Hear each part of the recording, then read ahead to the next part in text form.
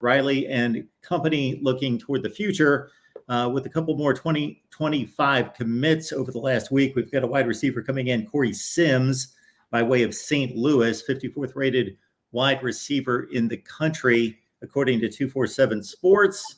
Tim, any thoughts on Corey Sims?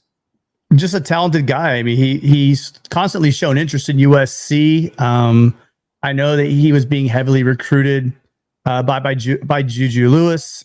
He's just a big-bodied, strong receiver, I think. Very physical guy, 6'3", so he's got that physical size. Really excited. Just an added compliment, another blue-chip receiver. That's one thing we can count on always at USC. We might have trouble at some other positions in the past. I think those issues are going away. But one thing you could always count on is getting, he's a composite 4-star, as you see right there.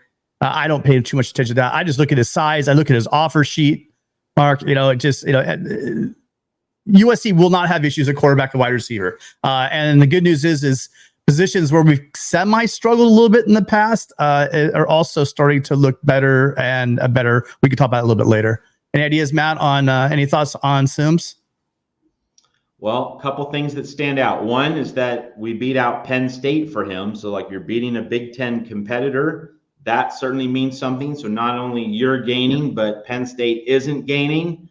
And the other thing is, this is a St. Louis-based prospect, and Missouri is a projected top 10, top 15 program this year. So this is Missouri's high point. You're catching Missouri right now, where the Tigers are doing really well. And yet Lincoln Riley is still able to get him, pull him away from Columbia, bring him out to Los Angeles. So the competition that USC fended off, very impressive and also very important, certainly in terms of Penn State. So this is not just the pickup itself, but who USC outfoxed to get the pickup. That also matters. Yeah, it sends a message. And just to add on to that, Matt, it's not just like Eli Drinkwitz, who I've been critical of in the past, prior to 11-2 last year, had a sub 500 record at Missouri, but it's not as though they necessarily stumbled into this 11-win season. The recruiting uptick at Mizzou, they are in on talented players.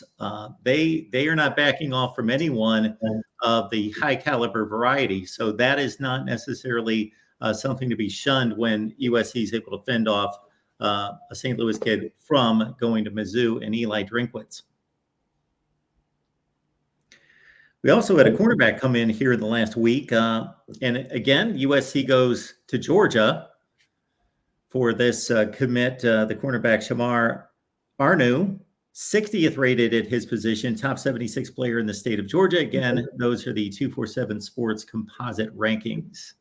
Yeah, just again, another talented defensive player. We're stacking that defense. Just coincidentally happens to go to the same high school that Juju Lewis goes to, which again continues to point good signs. Sims and Arnu both committing to USC. I think at this point it is pretty safe to say it's never right. It's never done. It's recruiting to the very end, but things are pointing more and more towards Julian Smith being a USC Trojan. But yes, I mean, good size. It continues just that quarterback position. USC is really favoring just physical, tall cornerbacks, rangy guys. And Arnu is just another addition to that very tall, very rangy cornerback room. Tim, was it 1 week ago or was it 2 weeks now that we had our Sky is Falling edition of Trojan Conquest? I'm blocking it out. It's been a couple of weeks. I mean, it wasn't me. I know that I've been following recruiting for how many years now? I mean, although we have NIL right now, it doesn't mean that, the recruiting game has changed. Sure, some of the reasons these flips happen have changed, but the cloak and dagger, the last minute switches, all this stuff is nothing new. And as much as I keep hearing Trojan fans, because some of these fans are like whip puppies, you guys. Like they're just expecting if we get a big commit, well, when are they going to decommit? They got the guys in their head now that two guys from Kirby Smart's backyard that decided they were going to give a verbal commitment on an unofficial visit, and as soon as they flip, that means USC can't recruit anymore. I mean, recruiting is fickle, and sometimes the fans are even more fickle. Let's put it that way. I'm going to make a measured statement based on the recruiting rankings with USC right now, because this cornerback that they pick up from Georgia, 60th rated at his position, Dorian Brew, was a number 7 rated cornerback that just committed to Oregon a couple days ago. Now, these are recruiting rankings, and do they mean something? Typically, but they're like slots in anything that's being ranked. Sometimes I question, how close those slots are. Sometimes the distance between number 1 and number 15 is minimal. Sometimes it's sizable, and sometimes it will turn out to be nothing. But Oregon made 2 enormous pickups this week here in the last few days, and they beat out Ohio State, who was their main competitor. Yeah. For both of them. I can't recall. The other was the running back. Absolutely. Yeah, Although Ohio State, I think, has 4 of the top 5 cornerbacks in this class. So I didn't know that they needed 6 of the top 7, but Dorian Brew chose Oregon. So just to stir things up, I just thought I would throw that out there. Again, I haven't evaluated the guys. Tim, you astutely went to the offer sheet and the offer list, which is meaningful. Absolutely. But I'm not so enamored by the recruiting rankings. We're not going. Don't worry, Mark. We're not having that conversation again this week. But the other one, the running back Davidson from Mater Dei. I mean, neither one of those guys really, like you said, it was pretty much Oregon and Ohio State down the stretch. But USC was kind of in a little bit for Brew, but not expect. It wasn't an expected loss for USC, in my opinion. It's a long time. Again, USC fans, you got to realize it's been a long time since USC was at anywhere near this conversation. You're talking about a bunch of kids that did not grow up wearing USC Trojan t-shirts and gear. It's been a long time. It's hard to say as a Trojan. It's kind of humbling. But 6 years of Clay Helton led to a lot of kids, just kind of losing that momentum you had under Pete Carroll. I mean, really, honestly, first the NCAA came at us and then and sanctioned us, and then USC sanctioned itself with a bunch of bad hires constantly. Bad hires either at head coach or at the coordinator position. And this is what years of that's going to give you. It's going to take a couple of years of on-field, proof that these kids are getting coached up and that they're getting developed. And these kids are going to the NFL. And then you're going to see it's going to pay dividends.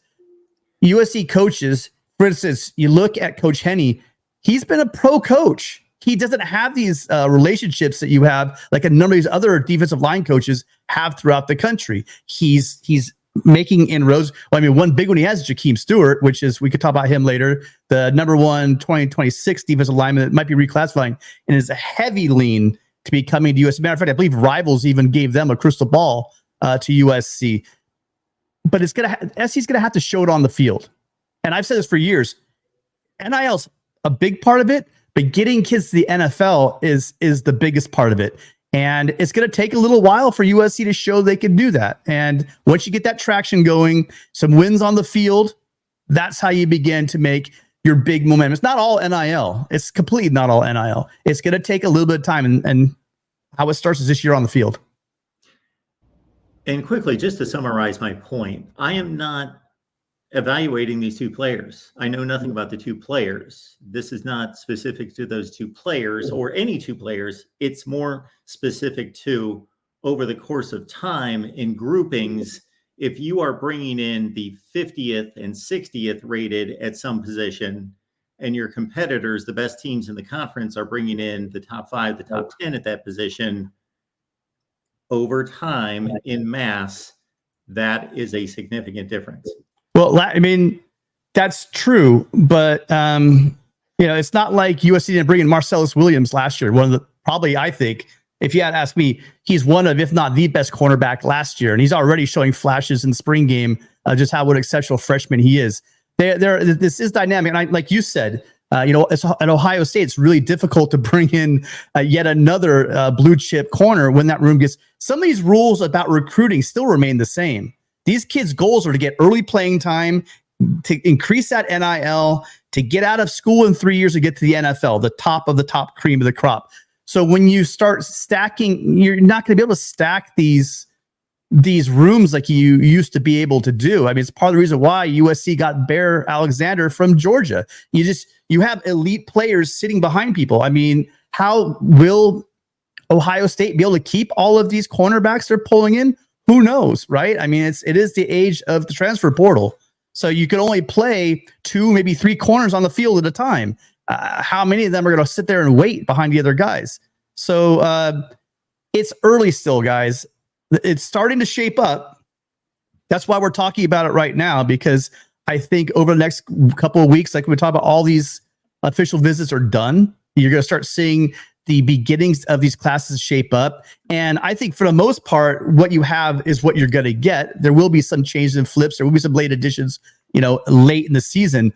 But slowly it's starting to form. And I saw some guy on one of our comments in one of the videos talking about how USC is the number 32 team rankings on 247. Remember how 247 does this? We explained this on the show a while back.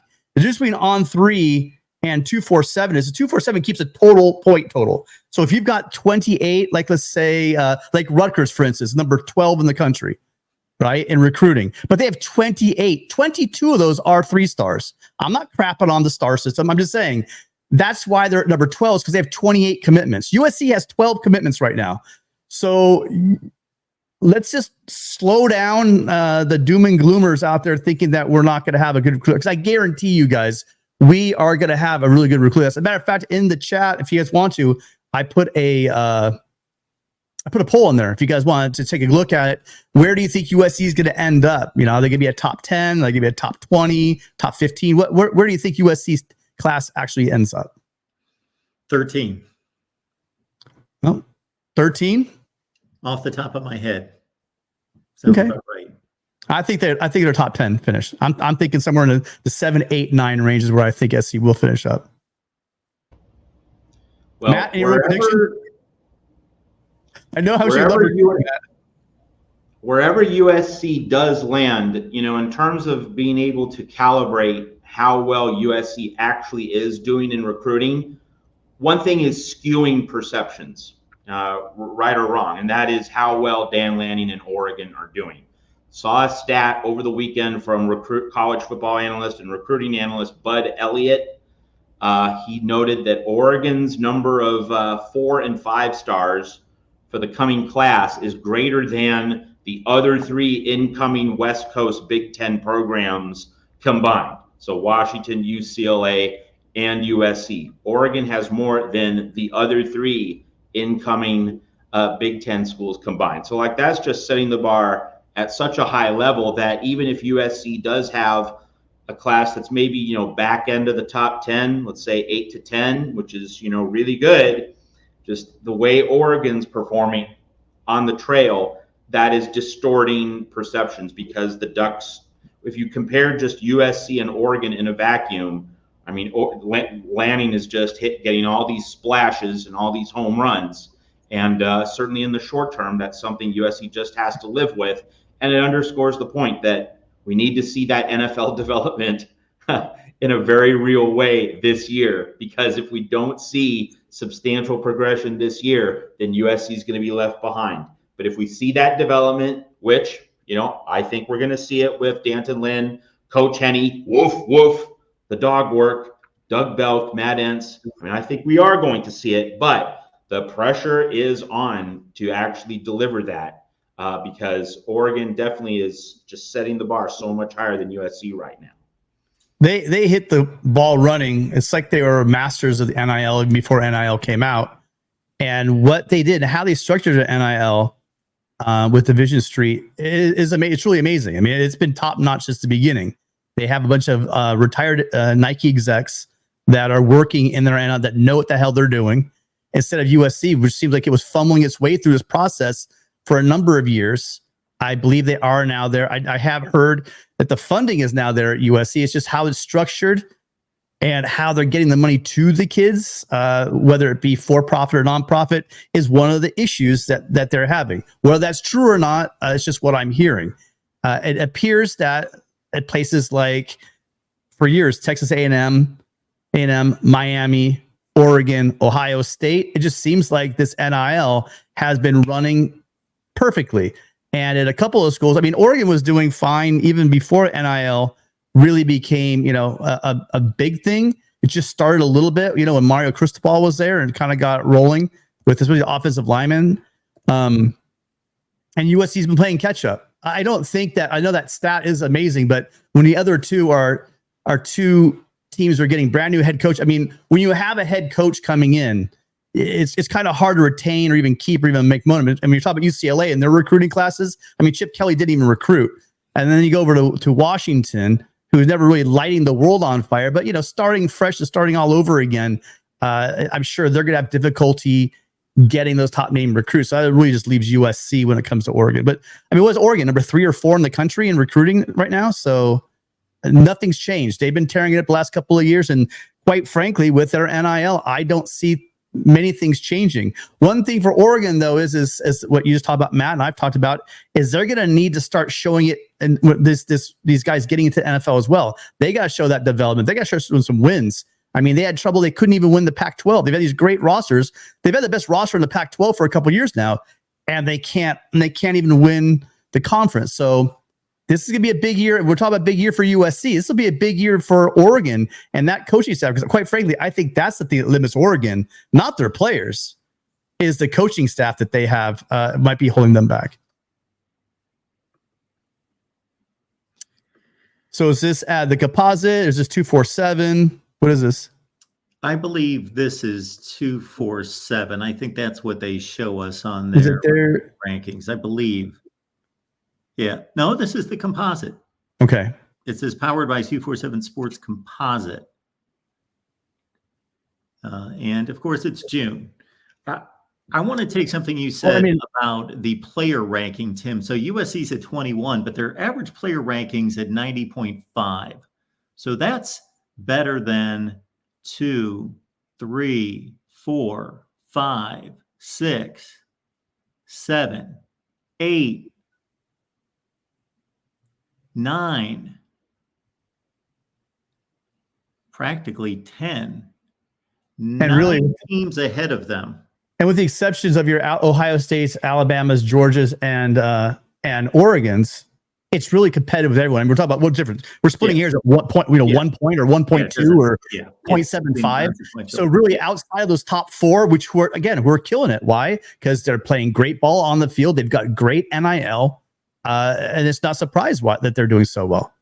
So, I mean, outside of those 4, USC is competitive with basically everyone. And quite frankly, you look at Texas A&M right there with all that money they're throwing around, and USC is just right there with them, Dude, look at Notre Dame. For as high as they are at number 4, that looks mighty impressive. But to your point, 21 commits, 91.1, 90.6.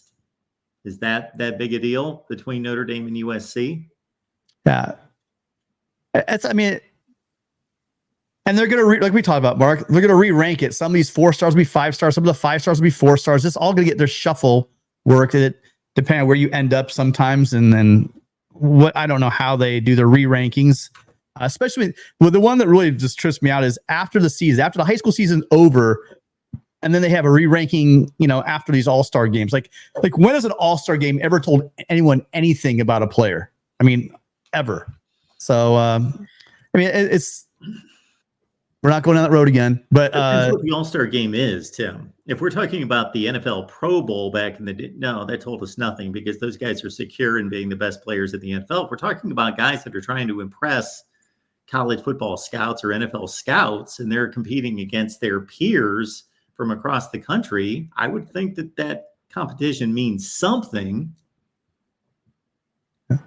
You watch wide receiver and defensive, like if you saw the top 5 wide receivers and the top 5 cornerbacks in the nation continually do reps against one another, you don't think you probably get more out of the practices? I would say you probably get more out of the practices than anything else, right? Like reps against each other in practice that you probably do in a game, because I mean, you're running a system you're not familiar with, especially if you're a quarterback, and you don't have a lot of time with the receivers. The timing's really not there. I don't know. I mean, I guess you can learn some things about some positions. I bet you on the line you can learn quite a bit, but the skill positions, I don't know how much you're learning. See, I flip-flopped it in terms of my evaluation, because that wide receiver cornerback matchup is more of a basketball one-on-one matchup than anything else on the field to me. That it's in space. They're just two players competing against each other for the football. Well, you're going again. You have a receiver and a quarterback that don't know each other very well, that don't probably know the offense that well. I mean, they know routes. I think you probably learn more on the lines, because on the lines, when you watch these kids in high school, they're competing against inferior competition. But I think when you get to these events, the one thing where I think is important is you get these events and they're playing on against the best on the line. That's where I think you really will. There will be an uptick and you'll be able to see how well these guys perform against better players and their peers, not just some 5'10", 210-pound defensive tackle across the way from you that you absolutely destroy. So, I mean, that's my take on it.